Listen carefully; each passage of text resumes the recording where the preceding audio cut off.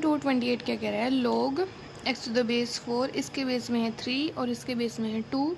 ऐसे ही हमें सबके इक्वल दिया हुआ है कि 0 हमें x plus y plus z की वैल्यू बतानी है क्या होगा। अब हमें ये दिया हुआ है तो क्या करेंगे, फिर से यहाँ पे इसे लेके जाएंगे, 2 की पावर 0 हमारा क्या हो जाएगा 1, तो यह आ जाएगा log 3 log x to the base 4 is equal to 1।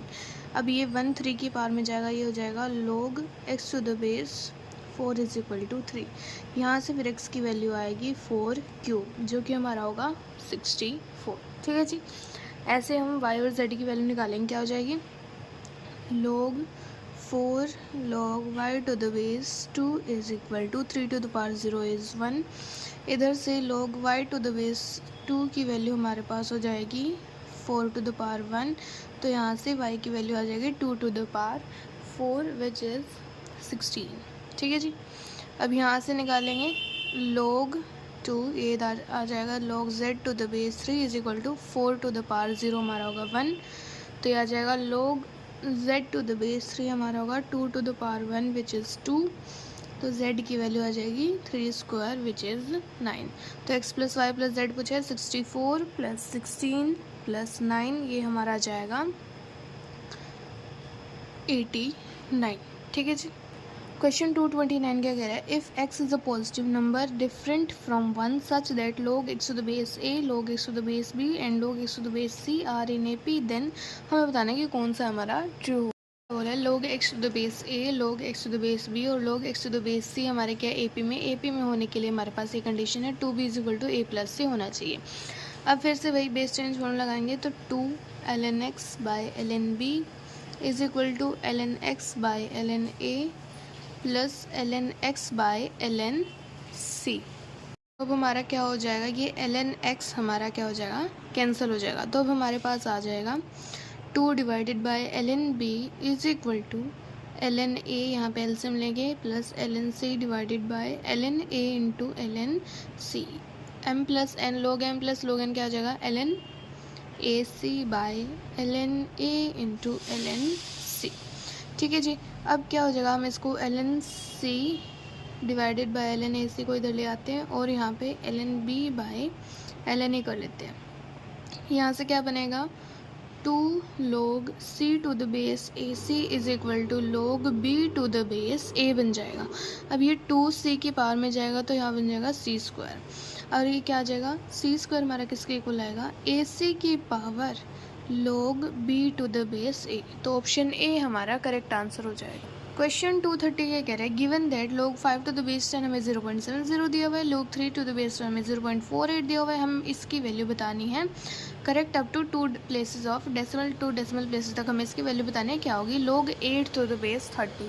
तो अब हम इसे कैसे लिख सकते हैं, 8 क्या होगा हमारा 2 का क्यूब। ठीक है जी। और डिवाइड करेंगे ln 30 क्या होगा log 3 plus log 5 plus log 2। अब हमें दिया कि log 5 टू द बेस 10 हमारा क्या है 0.70।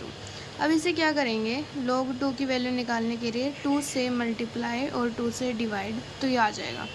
तो ये क्या हो जाएगा log 10/2, तो m बाई n का फॉर्मूला लगाएंगे log 10 to the base 10 minus log 2 to the base 10 which is 0.70। तो यहाँ से हमारी log 2 टू द बेस 10 की वैल्यू आ जाएगी 0.30।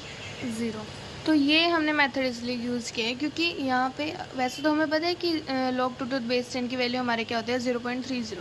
इन केस अगर हमारे पास log 2 नहीं होता, यहाँ पे कुछ log 7 मान लेते हैं, log 13 कुछ ऐसे होता है, तो हम इसे ऐसे मल्टीप्लाई डिवाइड करके हमें ऐसे इसकी वैल्यू निकालनी पड़ती। ठीक है जी। अब क्या करेंगे log 2 की वैल्यू हम यहाँ पर रख देंगे, बस क्या हो जाएगा 3 log 2 क्या है 0.30 डिवाइडेड बाय log 3 की वैल्यू हमें दी हुई है 0.48 प्लस log 5 है 0.70 और log 2 है 0.30। तो इसकी वैल्यू हमारे पास आ जाएगी, कैलकुलेट करेंगे तो 0.90 डिवाइडेड बाय 0.48 प्लस 1.00, ये आ जाएगा 1.48, तो इसकी वैल्यू आ जाएगी 0.61। क्वेश्चन 231 क्या कह रहा है बच्चे कि x is a real number and y है हमारा half of e to the power x minus e to the power minus x। तो हमें बताना है कि x हमारा क्या होगा। तो अब हमें ये दिया हुआ है, हमें बताना है कि हमारी x की वैल्यू क्या होगी। तो पहले इधर 2 को लेके जाते हैं, क्रॉस मल्टीप्लाई करते हैं। 2y इज इक्वल टू ई की पावर x, यहाँ पे डिनोमिनेटर में तो आ जाएगा ई की पावर 2x माइनस 1 बाई ए की पावर x।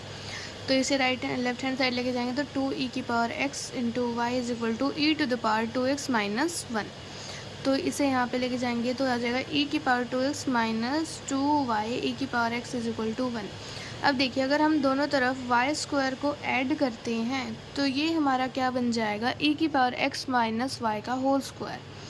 e की पावर x माइनस वाई का होल स्क्वायर बन जाएगा। इधर ये हमारा 1 प्लस वाई स्क्वायर है, तो इधर ये हमारा रूट लग जाएगा। ठीक है जी। तो e की पावर x हमारा क्या आ गया, y plus root 1 plus y square. दोनों तरफ लॉग लेंगे टू द बेस e आ जाएगा हमारा log y plus root y square plus 1। तो ऑप्शन नंबर बी हमारा आंसर हो जाएगा।